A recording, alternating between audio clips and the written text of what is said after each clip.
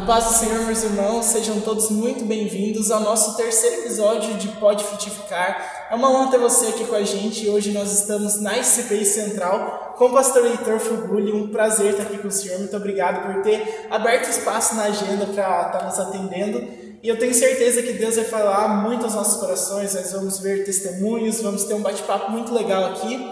E pode ficar à vontade, pastor. Muito bem, eu quero primeiro agradecer, né? Obrigado, Heitor, também, por nós podermos estar juntos aqui. É um prazer, viu? Tendo essa oportunidade de poder comunicar, né, com as pessoas que estão assistindo aí, né, o Pode Frutificar, e eu tenho certeza que vai ser um tempo muito especial do Senhor sobre as nossas vidas. Amém. Bom, antes da gente começar, então, será que o senhor poderia fazer uma oração para nós, por favor? Pai, nós queremos dar graças ao Senhor, muito obrigado pelo seu amor, pela sua bondade e a sua misericórdia, Pai.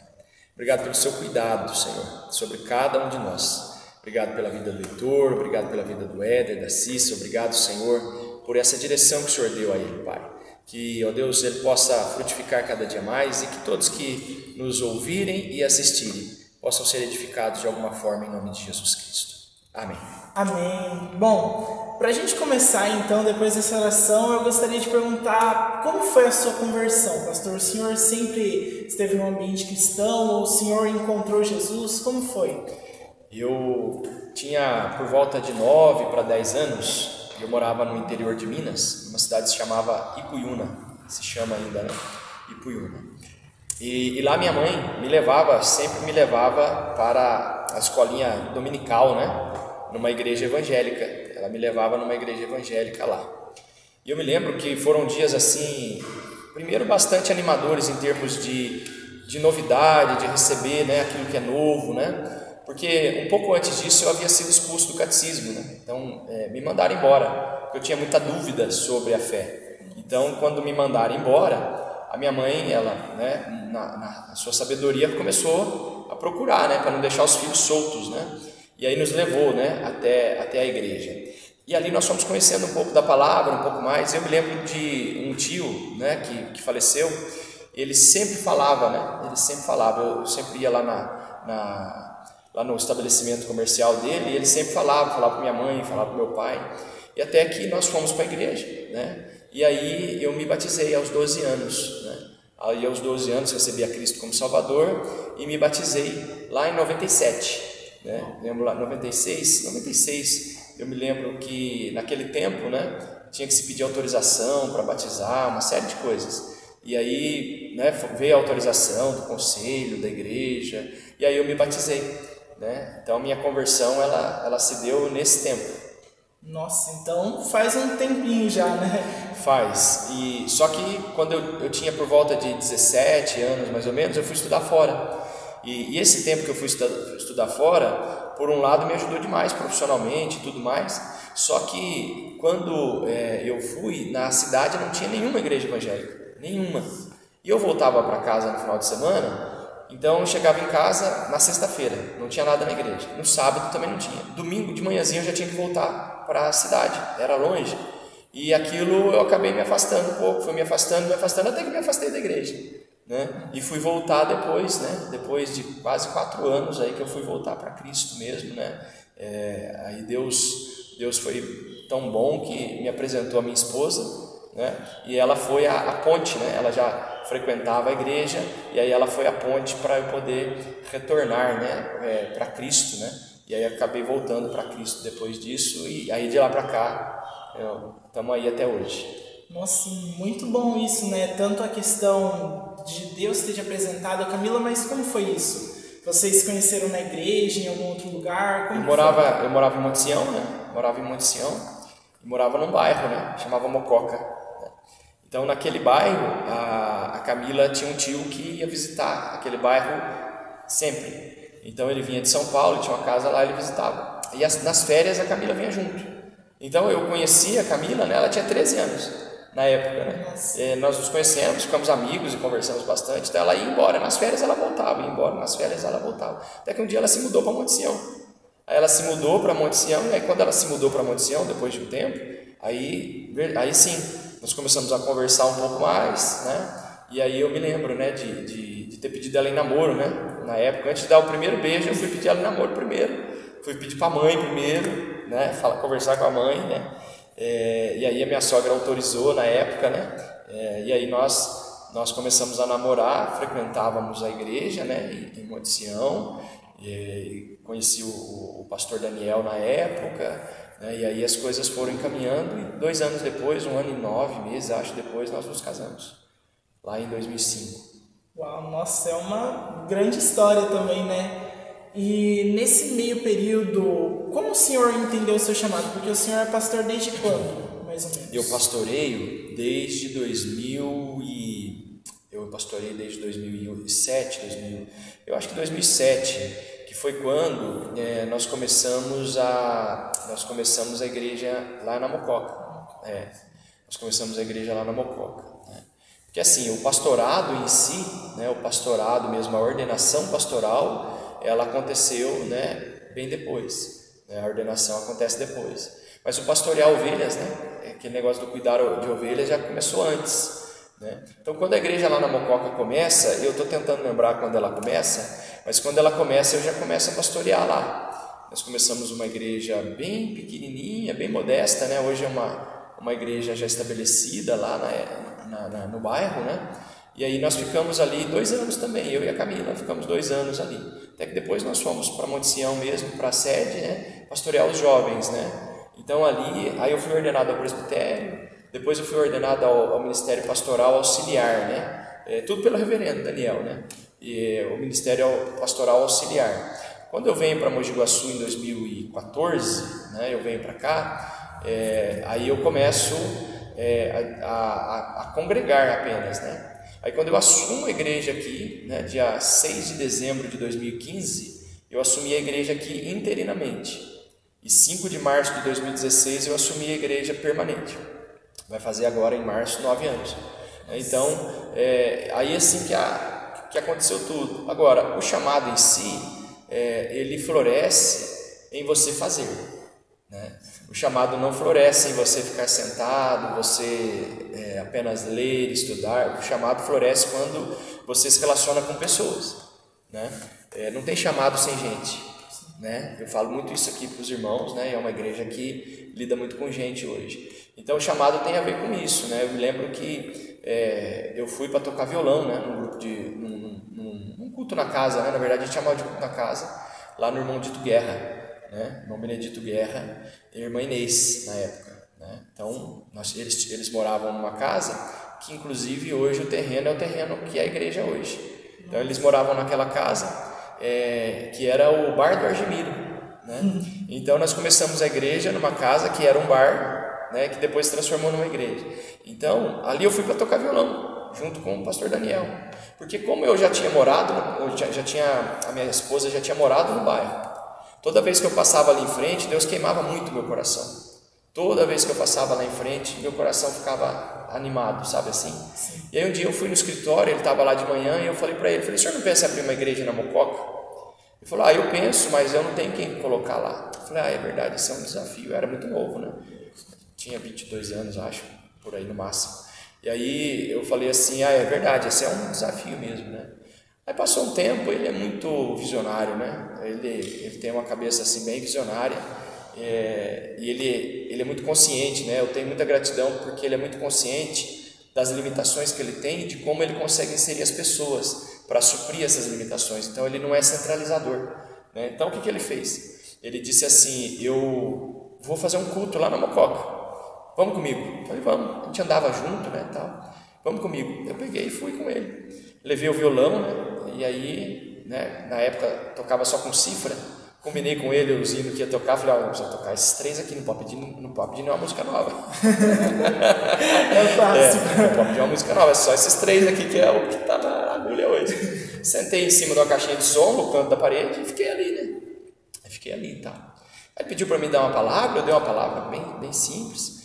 Nós estávamos ali umas 5 pessoas no máximo, 6, estourando, né? Eu, minha sogra, a Camila estava estudando à noite, não estava nesse dia. Estávamos eu, minha sogra, o Dito e a Inês, o Caleb, na época, né? Se não me falha a memória, a Efigênia estava lá com a Sabrina, então 7 pessoas. Se não me falha a memória, eram essas pessoas. Nós estávamos lá nesse primeiro dia.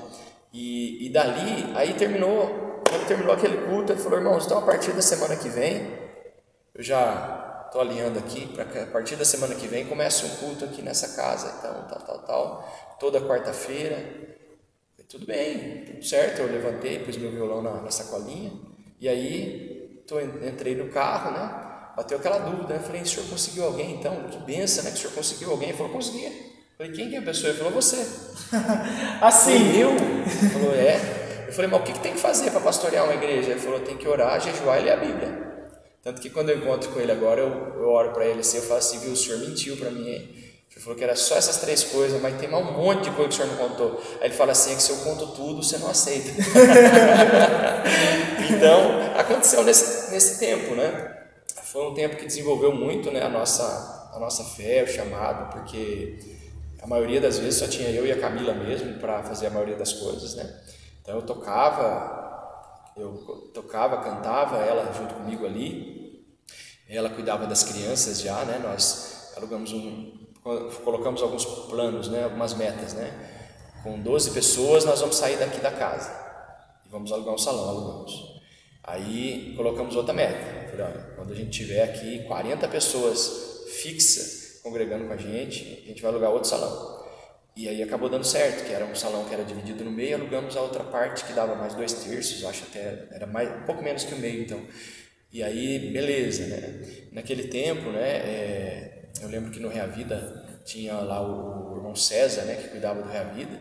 Então nós arrumamos uma parceria com ele, porque onde tem gente, chama gente. Sim. Falei: então vamos lotar a igreja com os irmãos do Reavida para ajudar a gente aqui também na pegada. E ele vinha com a van e colocava. E daqui a pouco acabou não dando mais certo deles virem, porque a van teve problemas. E quando eles foram embora, a igreja continuou cheia, sabe? Então a gente batizava muita gente no rio que tem lá pertinho, lá, né? Não é muito limpo. A gente batizava os irmãos ali no frio, né? Era gelado.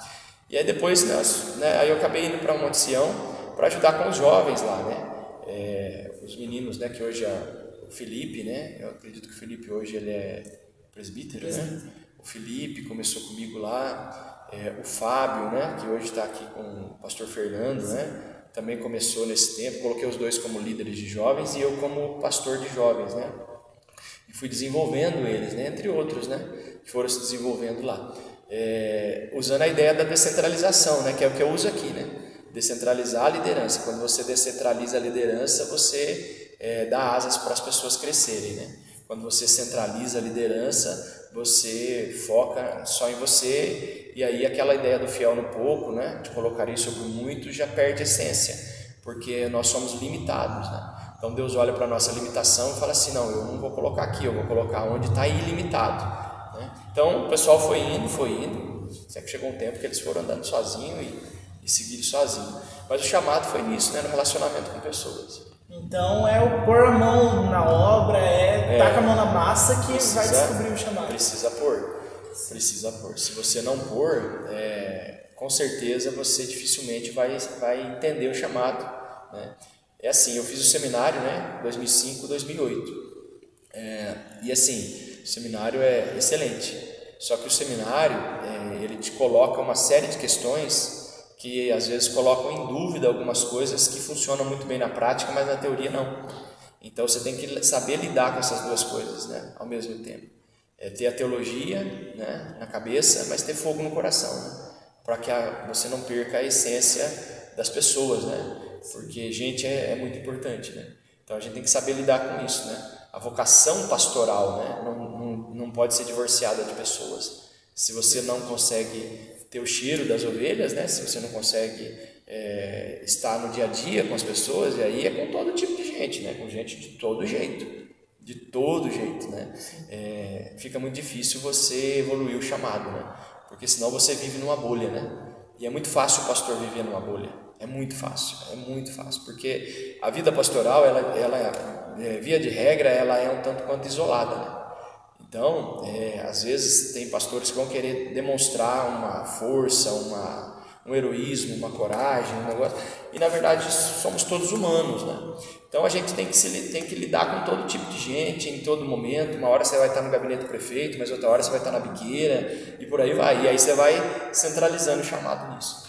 Sim, verdade. E nesse momento, aproveitando, falando de pastorado a gente sabe que, assim como todos os outros ministérios, enfrentam muitas dificuldades, né? Mas eu gostaria de saber do senhor, qual foi a maior dificuldade que o senhor já enfrentou no ministério, na sua vida? Foi alguma coisa referente ao pastorado ou foi antes? Rapaz, eu costumo dizer para as pessoas assim, né? Quando eu vou conversar com pastores, às vezes alguém pergunta assim, ou até membros da igreja, pergunta: o senhor já pensou em desistir alguma vez? Eu pergunto: você quer saber essa semana, semana passada? Porque é muito desafiador, né? É muito desafiador. Eu costumo dizer que essa igreja é uma igreja muito abençoada. Eu sou muito grato a Deus por como essa igreja é hoje. Porém, os desafios pastorais, eles são do dia a dia, né? Então eu costumo dizer para as pessoas assim, quando alguém começa a reclamar da igreja, né? Um pastor que está pastoreando e ele vai reclamar da igreja, eu falo: viu, deixa eu lembrar você de algo. Você está reclamando da noiva de Cristo. Você já imaginou você chegar para o noivo e falar mal da noiva? Como que esse noivo vai pensar? Então, a igreja, ela tem desafios, né? Mas o pastor, ele não pode encarar esses desafios como situações negativas. Ele precisa encarar essas situações como situações de evolução, de crescimento, né? Aqui na igreja, puxa vida, quantos desafios eu já tive aqui. Se eu falasse da vida toda, nossa, eu tive N desafios, né? Tive falência, separação dos pais, uma série de questões relacionadas a enfermidades, uma série de coisas, né? Na questão da família da minha esposa. Só que todas essas coisas, a gente sabe que são naturais do contexto da vida, né? E elas nos formam para aquilo que nós vamos ser amanhã. Então, aquilo que eu vivi lá atrás, né, me formou. Eu estava falando isso na pregação do domingo. Aquilo que eu vivi lá atrás me formou para aquilo que eu sou hoje. Então, quando os problemas da igreja eles acontecem, eles aparecem, dizer que nós vamos enfrentar com naturalidade é difícil, porque você nunca sabe, né? Você nunca sabe quais problemas virão, como serão. É gente, né? São pessoas. Aumenta o número de pessoas, os problemas aumentam também, né? Eu chamo, inclusive, aqui na igreja, eu não chamo problema de problema, eu chamo de desafio. Falo para o pessoal. Mas eu falo para o pessoal que é assim: Deus nos chamou para sermos solucionadores. Deus nos plantou, Deus plantou cada membro desta igreja aqui, eu falo isso para os irmãos, para ser solucionador de algo em algum lugar. Fala, se você está plantado numa empresa, numa indústria, se você está plantado no escritório, se você está plantado numa malharia, num bar, num comércio, onde você está plantado? Deus te plantou lá para quê? Para que a sabedoria que Ele nos deu, nós que temos a mente de Cristo, possa solucionar coisas que ninguém pode solucionar. Eu não posso acreditar, por exemplo, que o médico que não é cristão seja melhor do que o cristão. Não pode ser assim. Eu não acredito nisso. Então eu acredito, por exemplo, que nós, né, na nossa jornada, nós temos esses desafios todos aqui na igreja, né? Quando nós começamos a reformar a igreja, foi um baita desafio, né? No canto da igreja ali tinha uma viga, né? Aqui era tudo de madeira, e uma das vigas desceu, e só eu vi, ninguém mais via, e eu vi aqui. E aí eu chamei o irmão, falei: viu, dava para andar no telhado, né? Então tinha umas tábuas que dava para você andar no telhado. Falei: vamos andar, vamos dar uma vistoriada para ver. Aí ele veio e andou. E ele olhou, falou assim: olha, realmente a do canto lá desceu. Eu falei: e as outras? Ele falou: não dá para saber, tá dentro da parede. Eu reuni o pessoal e fui convencer o ministério de que nós precisávamos trocar o telhado da igreja. Mas não tinha onde congregar. Vou fazer o quê? Vamos sair daqui, vamos para outro lugar, o que nós vamos fazer? E aí tinha o estacionamento, né, descoberto. Falei: vamos cobrir o estacionamento. A gente faz 2 cultos se precisar. A gente tinha uma média de 170 pessoas no domingo, então não era, né? Falei: vamos apertar o povo. A gente aperta o povo e tenta. E aí em 30 dias nós levantamos ali, cobrimos, colocamos o som e fomos congregar lá. E aí fomos trocar o telhado, né? E aí veio a famosa crise Dilma, né? Veio a Dilma, na época, as crises da época do Dilma 2, né? O comecinho do Dilma 2. E as crises vieram, o Brasil paralisado, aquela dificuldade danada, não tinha dinheiro, complicado, sabe? Eu tinha contratado uma Bobcat para retirar todo o entulho, colocar, espalhar, ajustar. Então tinha uns espaços aqui que nós quebramos, jogamos o entulho para fazer essa rampa que tem hoje. Isso aqui ficou um entulho aqui, olha, uns 8 meses, entulho mesmo, né? Então assim, quando sobrava o dinheirinho, eu contratava o martelete, vinha quebrar os entulhos, os irmãos me ajudando aqui. Até que um dia eu falei com Deus, Deus, isso foi, me falha a memória, janeiro de 18. Eu falei com Deus, Deus, eu ajoelhei no cantinho aqui, na terra, falei, Senhor, dá uma olhada para o Senhor ver como é que está a sua casa. E a palavra que Deus trouxe para mim e para Camila para assumir essa igreja, nós tínhamos um terreno, né, lá em Monte Sião, ali na Zeca de Castro, ali, número 131, e estava tudo certo para a gente construir lá.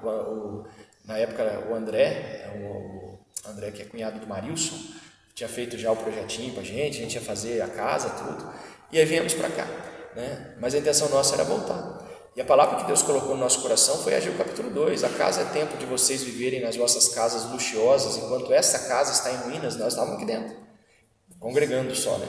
E Deus falou isso com a gente. Então, quando começou, eu falei com Deus, Deus, o Senhor deu uma palavra, e agora? Olha como é que está isso, né? Eu falei assim, eu falei com Deus, eu estou com vergonha, né? Eu preciso terminar logo. E Deus deu 2 palavras no meu coração, eu estava no cantinho. Deus falou comigo assim, primeiro, eu não terminei a reforma no coração das pessoas ainda. Por que você quer terminar o tempo? Né? Porque Deus tinha um propósito maior, não era a parede. A casa em ruínas que Deus falava eram as pessoas que Deus queria, né? Deus queria reformar no sentido de transformá-las para um novo tempo. E Deus sabia que elas iam ser as pessoas que agora estão sendo a força motriz da igreja. Essa foi a primeira que Deus colocou. Segundo, a obra não é sua, a obra é minha. E eu não estou envergonhado. Falei, então tá bom, já que o senhor está bem, né? Aí eu comecei uma série aqui na igreja chamada Gloriosas Ruínas. Peguei um monte de entulho aqui da igreja e levei lá para o púlpito lá onde eu ia pregar, deixei os entulhos tudo lá. E falei para os irmãos, a vida, né, de muita gente aqui está igual isso aqui, ó. Mas no final dessa série, nós vamos construir uma casa com esses entulhos. Aí um irmão falou, eu construo, pastor. E ali, conforme os domingos iam passando, ele foi levantando a casinha. Quando nós terminamos a série, Gloriosas Ruínas, a casinha estava pronta. E aí avançou, né, com relação a outras coisas. Esse foi um fato. E o outro fato foi a Covid, né? A Covid foi um outro fato, assim, bastante desafiador, né? Teve pastor que não se recuperou até hoje, né? Eu tenho pastores amigos, alguns eu estou acompanhando até hoje, que não se recuperaram da Covid ainda. Porque a Covid foi muito desafiador. Nós estávamos, em 2019, dia 21 de dezembro de 2019, nós entramos aqui no templo para congregar, né, a parte interna. Por fora estava tudo sem terminar, tudo. Mas entramos para congregar, porque não cabia lá mais. E naquele tempo, toda a reservinha que eu tinha colocado para custear algumas coisas que precisavam aqui. E a igreja também, né? E aí, isso foi dezembro de 19. Quando termina dezembro de 19, beleza, paramos ali uns dias, começa a surgir o negócio do coronavírus. Quando é março de 20, vem a notícia que os casos já estavam ali em São Paulo. Então, dia 15 de março de 20, nós fechamos as portas da igreja. Só que nós já fazíamos culto online, né? Já fazia tempo que a gente fazia culto online. Com celular, a gente já fazia culto online. Então, continuamos transmitindo os culto online. Naquele final de semana, uma indústria aqui da cidade mandou 400 pessoas embora e na outra semana mais 400. Ela se desfez de quase 20% do efetivo.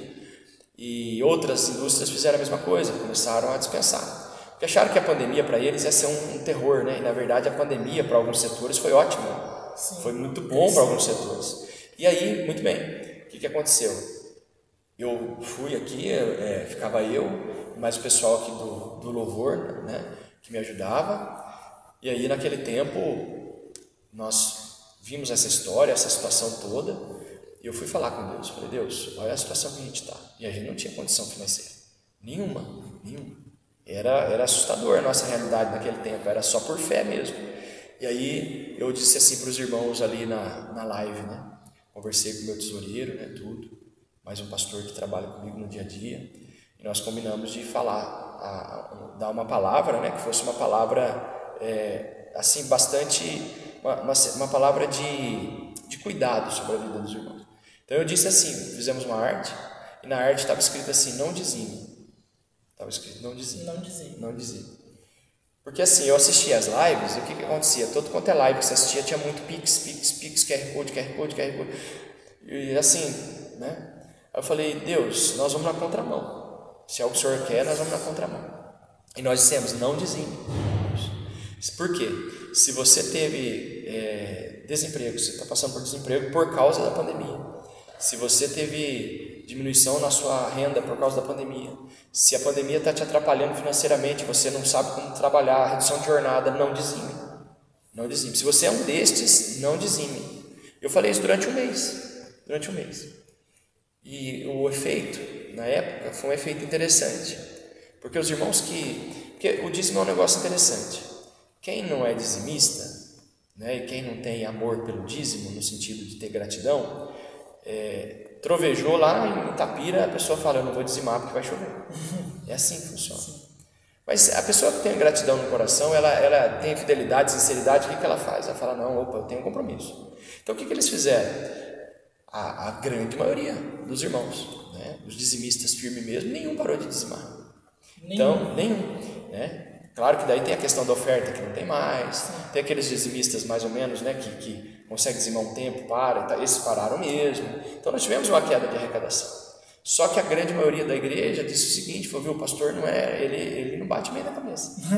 Ele não bate, perdeu o juízo, ele não bate bem na cabeça. Ele não bate, olha o juízo do pastor. Então o que eles fizeram? Falaram, não, nós vamos ajudar o pastor. Nós vamos agarrar firme com ele aí, vamos lá, e nós vamos até o final, vamos em frente. E aí nessa jornada toda, né, tivemos uma queda de arrecadação, é verdade. Só que nós reestruturamos uma série de coisas, né? E glória a Deus.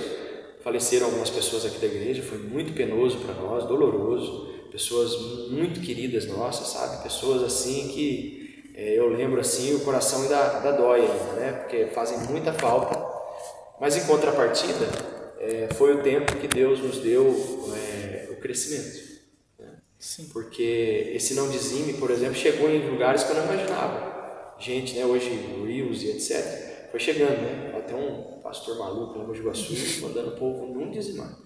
E aí aparecia na conta, aparecia. Nossa. Né? E não só isso, né? As pessoas começaram a chegar, porque daí nós simplificamos a igreja. Né? Aí as pessoas começaram a chegar mesmo, começaram a vir e as coisas começaram a mudar, né? Mas eu não me recordo, né, de ter trabalhado tanto como naquele tempo na minha vida. Nossa. Eu já cheguei a ter 3 empregos, né? Sério? Já, mas não me recordo de ter trabalhado tanto na minha vida como naquele tempo, porque era assim assustador. Era muita demanda, muita demanda.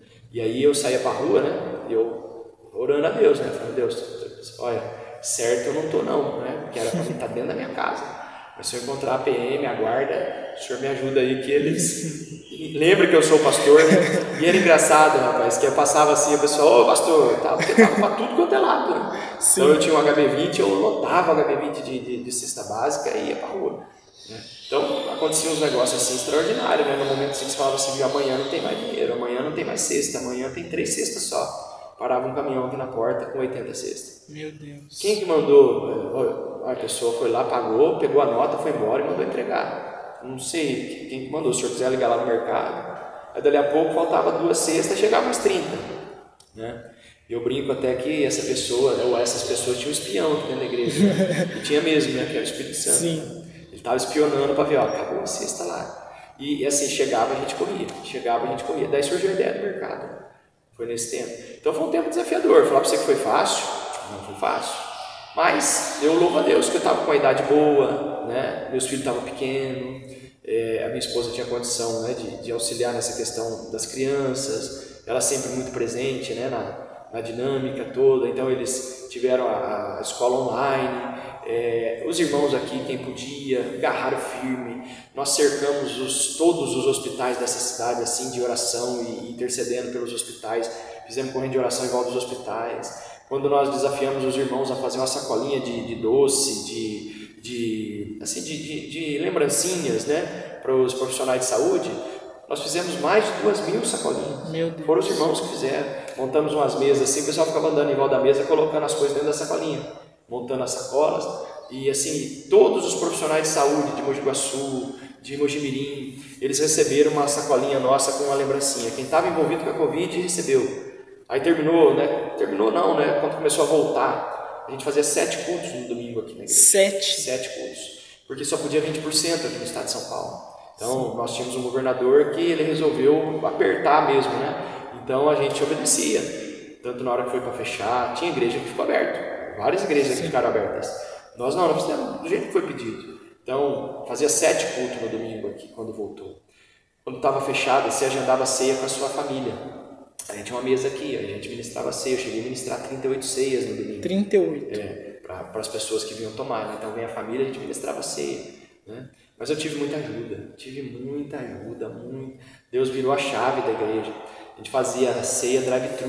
Então, o pessoal passava aqui na porta da igreja, a gente entregava a ceia ali para o pessoal tomar à noite. Só que aí a gente já orava pelo pessoal ali. Aí o pessoal já dizimava. Aí o outro falava, pastor, tem cesta básica lá atrás do carro, o senhor retira? Tirava, todo mundo de máscara. E o pessoal enfileirado aqui na rua me ajudando, sabe assim, um mutirão de gente. Aí fomos lá pro terreno fazer culto drive-thru lá no terreno. O pessoal vinha com o carro, a gente colocava o caminhão lá, fizemos várias vezes. Falei, já que o negócio está funcionando, vamos fazer uma carreata. Aí fizemos uma carreata no meio da pandemia, lá de cima da Avenida Mojimirim, descemos cortando a cidade aqui, assim. Fizemos 2 vezes. E parava lá no terreno, aí lotava de gente, emprestamos o terreno para outras igrejas que precisavam fazer culto, não sabiam o que fazer. Então assim, foi um tempo muito desafiador, mas foi um tempo de crescimento, muito bom, virou a chave da igreja. Hoje eu vejo os meninos aí, eu falo assim, gente do céu, eu não estou dando conta de acompanhar vocês, porque assim, o pessoal vai, né? O pessoal vai, e a vida pastoral é isso, né? Os desafios vão fazer a gente crescer, e se você colocar autoridade na mão das pessoas, elas vão desenvolver muito rapidamente. Sim, é desafio e visão, né? Ter o desafio e encontrar a visão para vencer ele. Nossa, incrível mesmo. E nesse meio tempo até o senhor falou do, talvez o mais importante, né, dos seus propósitos aqui na Terra, que é ser pai, né? E como é na sua família, por exemplo, nossa, tem um pastor na minha casa, por exemplo, o Lucas já convive com essa ideia, muito fácil, a Helena, mas como é o convívio? Como o senhor chegou assim ao ponto de dizer, nossa, eu sempre quis ser pai, ou foi de repente, meu Deus, eu vou ser pai e agora? Nós nos casamos e esperamos 9 anos, né, para sermos pais, né, eu e a Camila. E eu sei que foi Deus que trouxe os dois, né, porque a gente tinha sempre outras prioridades. Sim. Né? Vou terminar isso, vou terminar aquilo outro e tal. Quando tiver assim, a gente vai. Né? Mas aí chegou num tempo que nós decidimos, eu e ela, né, a nos preparar para esse momento. Né? E aí quando Deus trouxe a Helena, né, em 2014, a Helena chegou, mudou a realidade nossa de pensamento. Né? Você acorda, né? Parece que você acorda. Tanto que a gente brinca lá em casa que a gente não lembra como é que foi o casamento antes dos filhos. Né? Porque a vida é tão intensa com os dois que você não lembra. Então, é muito bom, eu tenho isso no meu coração, com muita alegria, né? Quando chega o Lucas, eu já estava pastoreando aqui há 25 dias. Nossa, 25? Aí o Lucas chegou, dia 31 de dezembro. Aí o Lucas chegou. E aí, assim, extraordinário, né? Os dois são complementares, mas extremamente diferentes um do outro. A visão que um tem do mundo, o outro não tem, né? É diferente, eles são diferentes, né? Deus estabeleceu eles para propósitos diferentes, né? Eu já entendi isso, né? Já entendi que também vai ter uma situação que no futuro vai acontecer, que eles vão embora mesmo e isso não vai demorar muito, né? Então assim, a gente já vai, né? Eu brinco com a Camila que eu não sei se ela está se preparando ainda, mas eu já tô mordendo, sabe assim, já tô mordendo a língua. Entendendo assim, já. Viu, é isso mesmo, não tem o que fazer. A gente não cria os filhos pra gente, né? Tem esse ditadozinho lá, é mais ou menos assim, né? Nós somos os flecheiros dos filhos, né? Então, quando você lança a flecha, você lança não tão perto que cai no seu pé e fica grudado no seu pé, e não tão longe que você não consiga mais alcançá-lo a ponto de não ter inferência nenhuma na vida deles. Isso tem a ver com distância geográfica, né? Tem a ver com convívio, né? Tem a ver com obediência, com autoridade. Porque você pode estar lá nos quinhões da África ouvindo seu pai. Sim, você com pode certeza. estar lá no Maui ouvindo sua mãe. Né? Então tá tudo bem. Então assim, e a questão pastoral, né, é um desafio, né? É um desafio porque, querendo ou não, sou pastor dessa igreja. E eles são membros aqui dessa igreja. Todos. Também. Né? Então se tem uma coisa que eu falo que eu bato o pé sempre. Né? Minha filha não é filha de pastor, meu filho não é filho de pastor. Eles são crianças. São crianças, como todas as outras, eu trato todas elas iguais. Então eu falo assim, olha, meu filho vai fazer arte, vai acertar, vai errar. Minha filha vai fazer arte, vai acertar, vai errar. Só peço sabedoria a Deus para tentar direcionar do melhor jeito possível, né, nesse desafio todo, porque na cabecinha deles já caiu a ficha. Eles, por exemplo, você tem uma coisa que eles conversam direto. Ontem o Lucas perguntou, pai, quando é que vai construir a nova igreja? A gente estava na oração aqui e todos os bancos estavam cheios. Todos os bancos. Aqui cabem quantas pessoas? Aqui no domingo nós estamos reunindo 460 e alguma coisa por domingo. Meu Deus. Só que espalha a cadeira para tudo quanto é lado, né? Então, aí tem o culto da manhã e o culto da noite, né? Então o que acontece? Aí o Lucas já estava falando. Aí o Lucas falou, pai, mas você vai fazer, que eu brinco com ele que eu vou fazer um caixote. Ele fala, Lucas, não precisa ser chique. Não precisa ser. Nós não precisamos disso. Que aqui, assim, aqui nós fizemos de um jeito diferente, porque é uma igreja mais antiga, os irmãos mereciam isso. Eles esperavam isso por muito tempo. Sim. Né? Então, hoje, uma igreja precisa ser um lugar para todos os povos. Então, o pobre precisa entrar lá e falar assim, eu me sinto bem. O rico precisa entrar lá e falar assim, nossa, eu me sinto bem. Então, a ideia é assim, o riquíssimo entrar lá e falar assim, nossa, eu chego nesse lugar para abençoar o pobre. E o pobre chega naquele lugar e fala assim, hoje eu vou servir aqui para abençoar o rico. Sim. Ou seja, esse lugar precisa ser um lugar onde as pessoas sentem e falam assim, eu me sinto bem nesse lugar. Então, se for um lugar muito, né, assim, né? Então eu falo, aí eu brinco, né? É uma brincadeira. Sim. Às vezes as minhas brincadeiras as pessoas não entendem muito bem. Mas eu brinco que vai ser um caixote, né? Eu digo, caixote, pai? Eu falei, filho. Mais ou menos assim eu brinquei com ele. Vai ser assim, aí nós vamos pôr um pré-moldado aqui, outro ali, um drywall no meio, que quando crescer a gente empurra o kids lá para lá, aumenta lá e tira o drywall e a gente segue. Porque na igreja, na verdade, isso é minha percepção, tá? Eu posso não estar correto, tá bom? É a minha. A igreja ela precisa investir mais em tecnologia. Então, as pessoas não estão tão preocupadas, por exemplo, né, com o porcelanato hoje em dia. As pessoas estão mais preocupadas com a tecnologia no contexto geral, né, de tudo. Porque nós estamos vindo com uma geração que você não sabe o que é porcelanato, entendeu? A sua geração, você vai olhar um piso, um porcelanato, vai falar assim, viu, por que pagou 100 nesse e não podia pagar 30 naquele? Né? E hoje, eu sempre digo isso aqui, no meu tempo, o pastor falava assim, dizima, você dizimava, viu? Corria. Hoje não, hoje se questiona muito.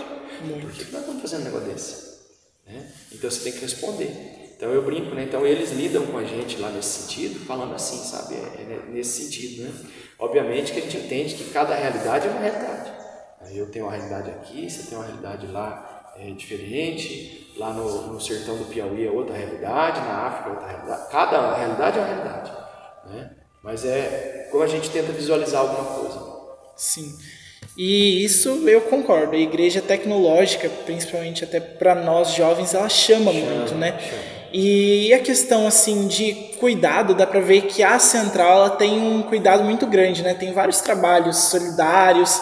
Conta um pouco pra gente de cada um desses trabalhos, por favor. Hoje aqui nós dividimos a ICPI Central, né? Na verdade a gente multiplicou a liderança da ICPI Central em 3, né? Então é o conectar, o crescer e o compartilhar. O conectar cuida de culto, oração, pequeno grupo. O compartilhar cuida da parte social e o crescer cuida da parte educacional.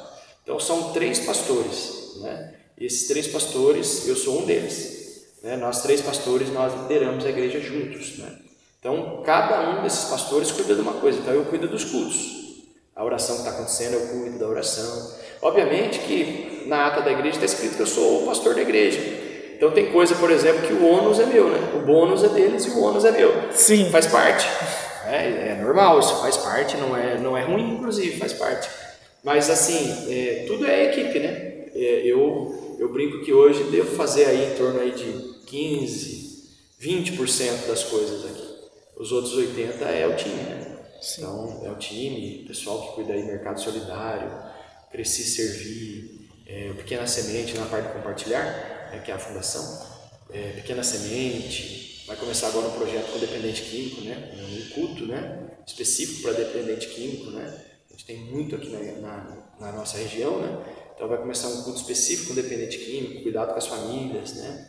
Então assim, são várias coisas, né? O mercado solidário é uma das coisas, né? Sim. A pessoa vem, são 11 famílias, 10, 11 famílias. Ela vem, ao invés de a gente dar cesta, ela compra, ela faz a compra. Surge isso na pandemia, de uma entrega que eu fiz, né, para uma família, de 2 cestas básicas. Só que a cesta não vem aquele mimo, né? Cesta vem o básico mesmo. A nossa cesta aqui no Iguaçu é o básico. E aí eu passo no mercado e compro 2 barras de chocolate e 4 bolachas de bolachinha recheada, né? E aí quando eu entrego, foi uma pessoa aqui da igreja que indicou a família. Quando eu entreguei, passou um tempo, essa pessoa mandou mensagem para mim com a cópia do áudio que a criança mandou para ela. E a criança mandou um áudio para ela assim: amiga, você não vai acreditar. Veio um moço aqui na nossa casa e ele trouxe tanta comida para nós, 2 cestas básicas. Ele trouxe tanta comida para nós que nós nunca vimos na nossa vida.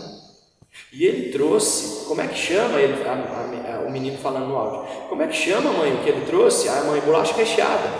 Eu nunca tinha comido bolacha recheada. Meu Deus. Né? Eu comprei a bolacha recheada passatempo, né? Sim. Aí ele falou assim, bolacha recheada, né? E ele trouxe tanto chocolate, mas tanto, era 2 barras de chocolate. Trouxe tanto chocolate.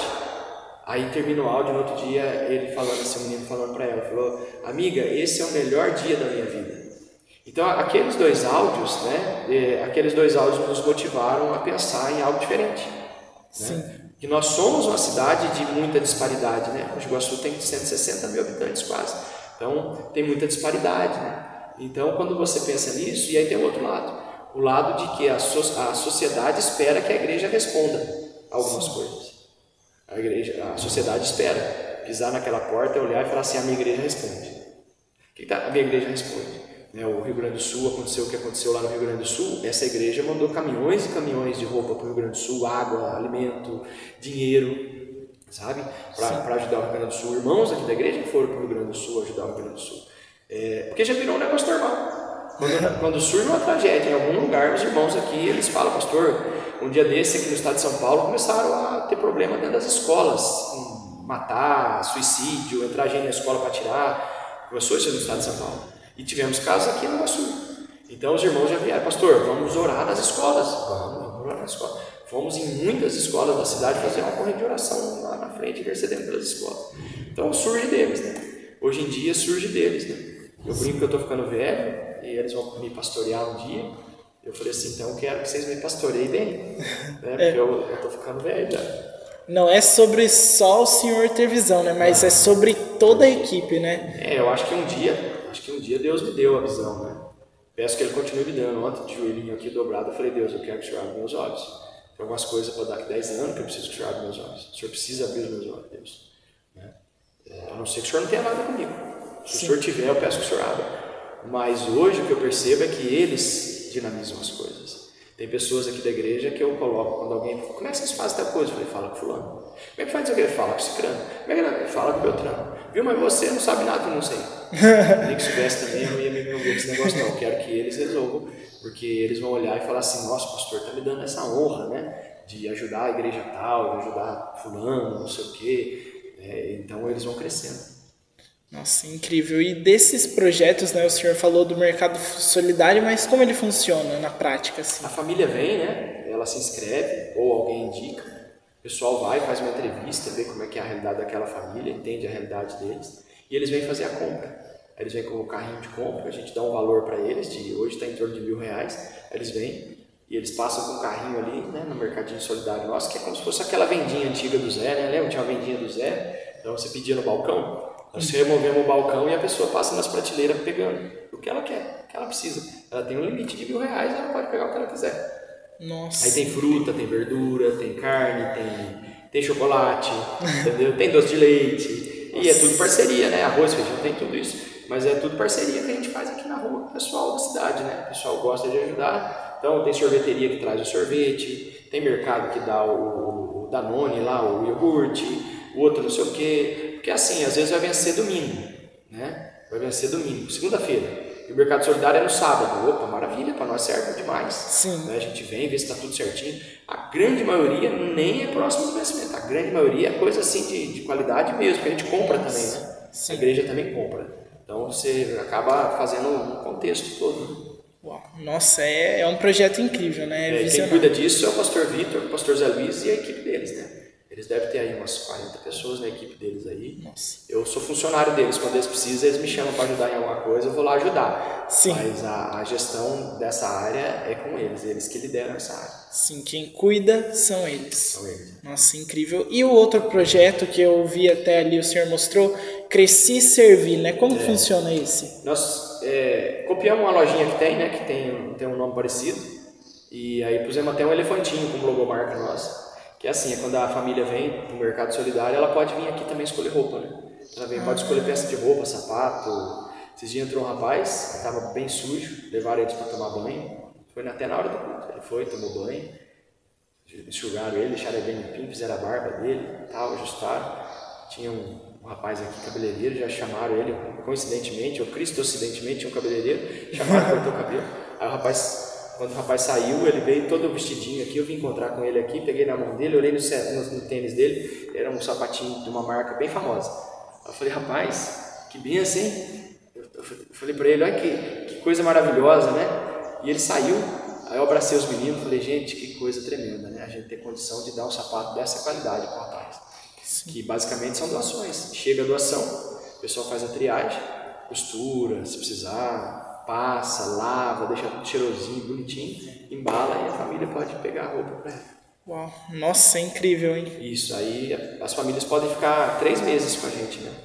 3 meses nesse projeto, nossa, é incrível. E aproveitando nisso tudo, né, o senhor tem algumas formações, né, que o senhor falou que estudou, e o senhor vê esse, por exemplo, assim, um estudo fora da igreja, uma faculdade, o senhor considera importante, por exemplo, alguém, eu vou fazer uma faculdade de desenvolvimento de sistemas, algo focado, enfim, várias coisas que a gente pode fazer, o senhor vê isso como algo relevante, como algo importante, ou a gente deveria só considerar o que a gente tem dentro da igreja, por exemplo, cursos teológicos, essas coisas? Eu vejo como 100% importante.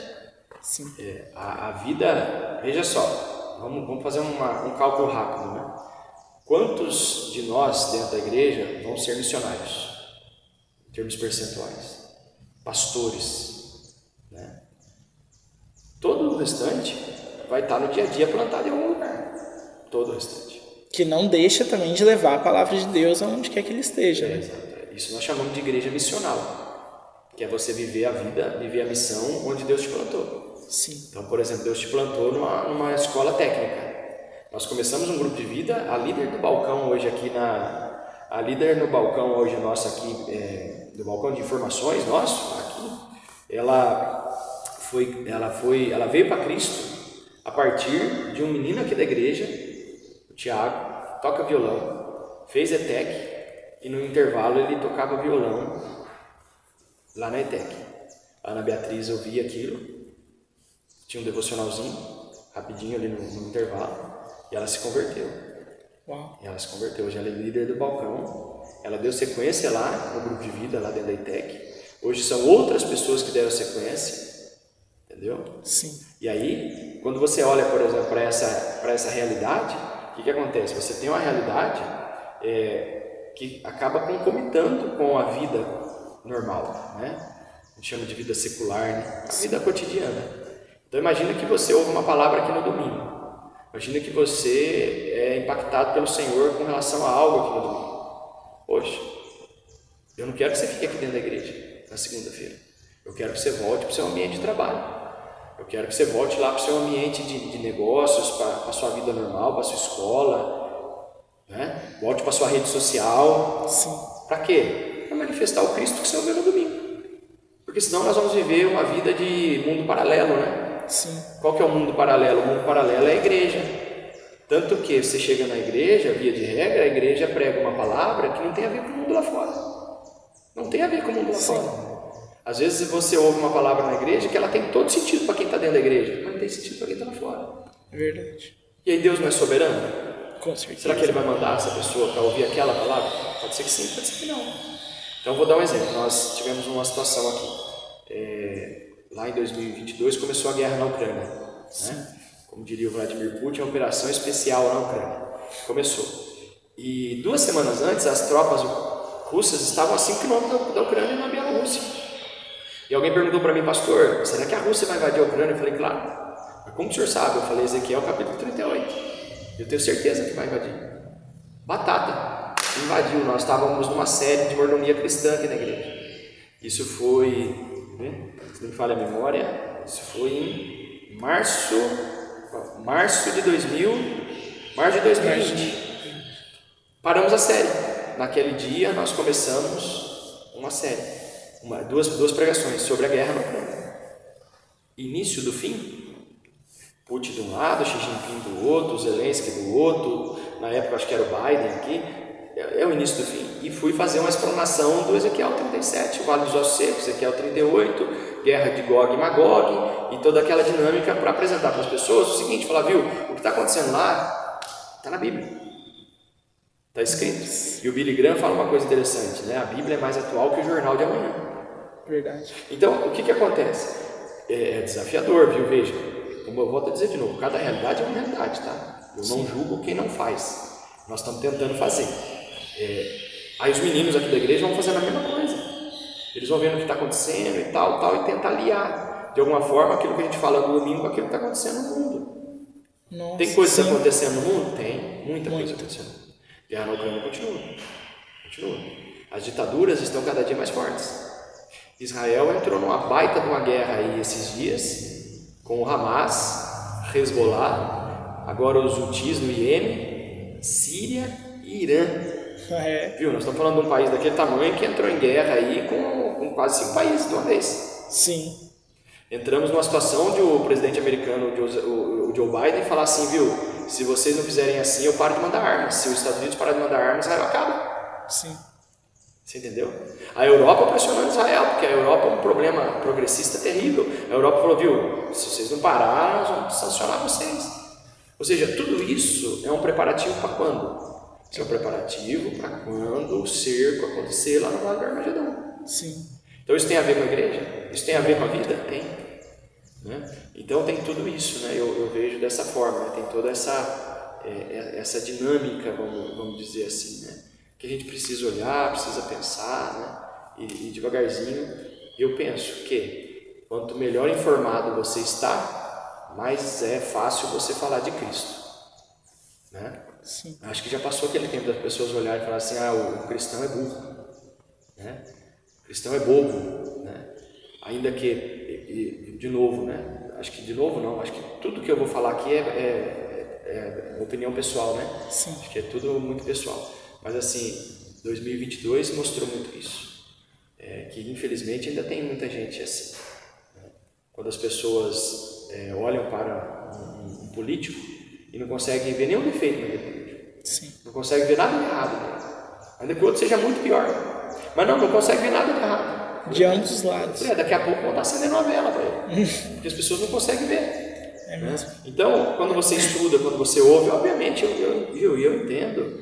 Infelizmente, nós temos ciclos acadêmicos, né? Círculos acadêmicos hoje no Brasil extremamente complicados, de viés errado, de um viés completamente complicadíssimo. Mas ainda assim, estudar, o ler, eu acho que é fundamental.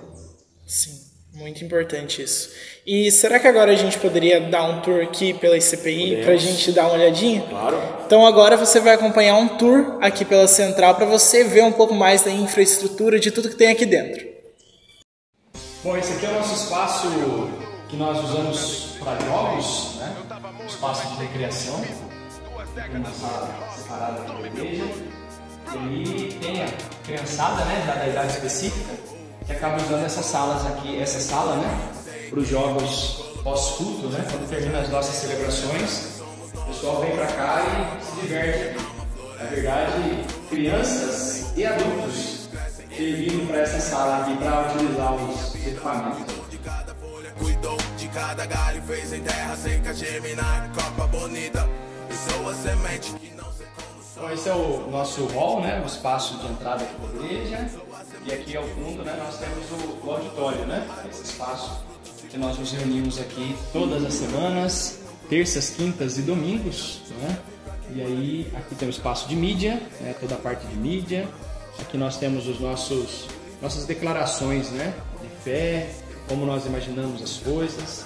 Aqui nós temos uma loja, né, que funciona, e também o balcão de informações, onde nós resolvemos aqui basicamente tudo referente aqui à igreja, nós trabalhamos aqui. O espaço hoje ele é um espaço para em torno de 450 pessoas, né, mais ou menos. Também o espaço que a gente utiliza aqui ele é climatizado, né? Então dá para você acompanhar a gente aí pelas redes sociais para ver isso aqui funcionando no dia a dia. É um outro auditório, né, que a gente tem aqui, chama de auditório 2, desde o auditório 1 aqui o 2. E aqui basicamente todo domingo, né, manhã e noite, funciona aqui o Central Kids, nosso Ministério com Crianças. Tem celebrações nesse espaço aqui lateral, né, e também nos outros espaços que depois nós vamos visualizar, né, a criançada fica nesse espaço aqui, o espaço está climatizado também. Uma vez por mês, a gente faz um culto de homens aqui nesse espaço e as mulheres fazem lá no espaço só mesmo culto. Esse aqui é um outro espaço, nosso auditório 3, é um auditório bem menorzinho, né, uma sala, e aqui ficam os kids de 3 a 6 anos, né? Então as celebrações do domingo aqui de 5 anos acontecem nesse espaço aqui que você está vendo. Esse espaço aqui é um espaço que nós estamos preparando, né, para ser um outro auditório, para uma faixa etária específica, né? Uma faixa etária um pouco maior das nossas crianças aqui na igreja também. Então, nós vamos colocar o álcool, o púlpito, luzes, né? A iluminação, direitinho, tudo certinho, para que a gente faça celebrações aqui simultâneas, né? Os dois espaços ao mesmo tempo. Aqui nós temos um hall, né? Um espaço comunitário das salas de aula superiores aqui do prédio, né? Aqui nós temos uma sala, essa sala né, é a nossa sala maior, então aqui a gente comporta em torno de umas 30 pessoas mais ou menos, né? Então a gente faz os nossos cursos, né, nessas 3 salas aqui que funcionam o Crescer, né? Então tem uma sala maior, essa sala aqui é a menorzinha, é a sala que a gente utiliza aqui para falar do Enem, né? Então quando a gente tem o curso do Enem, preparatório para Enem, a gente usa essa sala, curso geratória, outros cursos, né, que precisam um pouco mais de assim, estar mais pertinho, a gente utiliza essa sala aqui. Aqui nós temos um almoxarifado, né, então toda a parte do Kids está aqui nesse almoxarifado. E aqui nós temos mais uma sala, né, que nas quintas-feiras, essas 3 salas também, elas funcionam com o Kids da Escola da Bíblia, tá? Mas funcionam os cursos na terça-feira, finanças, gloriosas ruínas, teologia, né? Esses cursos funcionam todos eles aqui em cima, nessas salas que nós temos aqui. Aqui o nosso berçário, aqui a nossa joinha, né? As criancinhas a partir de 1 ano, né? 1 e 2 anos eles ficam aqui no berçário. Nós temos esses 2 outros espaços também, né? Esse aqui é um espaço que a gente utiliza para a criançada fazer o lanche e também para quando tem alguma tarefinha, né, alguma coisa, a gente utiliza também esse espaço. Tem uma outra sala aqui que nós estamos trabalhando nela ainda, né? É uma sala que é a sala de inclusão. Esse é o espaço do berçário. Amor de Jesus, e a Deus glorificar.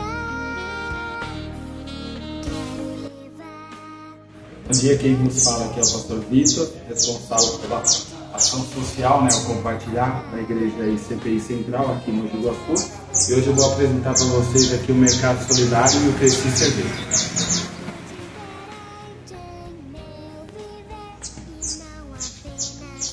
Aqui é onde nós guardamos, né, todos os itens são doados. Mercado Solidário. Hoje nós temos a alegria de ajudar 12 famílias, né, que vêm aqui e fazem uma compra de aproximadamente R$700, né, envolvendo todos esses itens que você vê aqui, produto de limpeza, de higiene pessoal, produtos de item básico, hortifruti, ainda não está aqui, mistura, os irmãos saindo daqui bem abastecidos. Nós temos por objetivo ajudar aos irmãos da igreja e aqueles que têm necessidade também, que não participam da igreja. Aqui também faz parte do projeto do Mercado Solidário, que eu cresci servir, né? Essa parte são roupas, né, de crianças, onde nós fazemos a doação de 5 peças, né, para cada integrante da família. Tem brinquedo, roupas, calçados. O amor de Jesus, por onde eu passar, que as pessoas possam ver algo diferente em meu viver e não apenas no meu falar. O amor de Jesus vou mostrar. Agora estamos de volta aqui para a gente encerrar então o nosso bate-papo. Bom, pastor, muito obrigado até agora porque o senhor esteve aqui conosco. Foi um momento de muita edificação, me edificou muito também. E eu gostaria de pedir para o senhor fazer uma última pergunta, né? O que o senhor diria agora para quem está nos ouvindo, para quem está nos assistindo aí? O que o senhor tem para dizer para cada um de nós? Uma palavra, o que o senhor acha melhor? Eu primeiro quero agradecer de coração, muito obrigado, né, pela sua disposição, disponibilidade, né, de vir aqui, né, de vir aqui. Privilégio. É uma alegria, de verdade, o prazer é todo meu mesmo, viu? Quando fui convidado eu falei, nossa, eu fico até sem jeito, né, porque tudo isso aqui que está acontecendo é Deus mesmo, né, eu sei que é o Senhor que está fazendo. Mas eu diria para você, 1 Coríntios 15:58, né, a Bíblia diz assim, seja firme, seja constante, sempre abundante na obra do Senhor, porque no Senhor o seu trabalho não é vazio, né? Ou seja, o seu trabalho vai ter uma recompensa. Quando a gente pensa em recompensa, a gente pensa em algo eterno, não em algo terreno. Então, não troque seu galardão por um tapa nas costas, não troque seu galardão por um elogio, né, de microfone, não troque seu galardão por um cargo, não troque. Tá? Seja firme, seja constante, seja abundante, independente do que as pessoas vão achar ou dizer, continue sendo firme, constante e abundante, né? O reconhecimento que a gente precisa, ele é celestial, né? E esse reconhecimento, esse não dá para a gente comprar, não dá para pagar, não dá para trocar, não dá para fazer nada.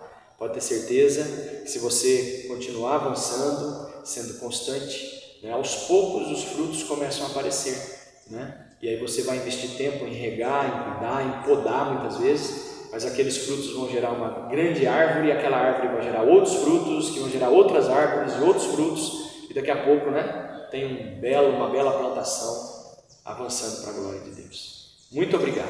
Deus abençoe. Amém. Bom, para a gente encerrar então o momento, o senhor pode fazer uma última oração aqui para a gente, por favor? Pai, eu quero agradecer ao Senhor. Muito obrigado pelo seu amor e a sua bondade sobre as nossas vidas, Pai. É tão bom saber, ó Deus, que o Senhor está cuidando de cada um de nós, que o Senhor está cuidando de todos aqueles que nos assistem. Ó Deus, que em nome de Jesus o Senhor possa inspirar as pessoas que nos assistiram aqui e dar a eles sonhos, visão, clareza, Pai, para que no futuro, ó Deus, ou ainda no presente, hoje ainda, eles possam frutificar na Tua obra. Nós oramos e abençoamos em nome de Jesus. Amém. Amém. Amém. Então, muito obrigado, pastor, novamente. Que Deus te abençoe e até o nosso próximo episódio de Pode Frutificar. Deus te abençoe. Aí, fechou. Fechou? Fechou aí. Agora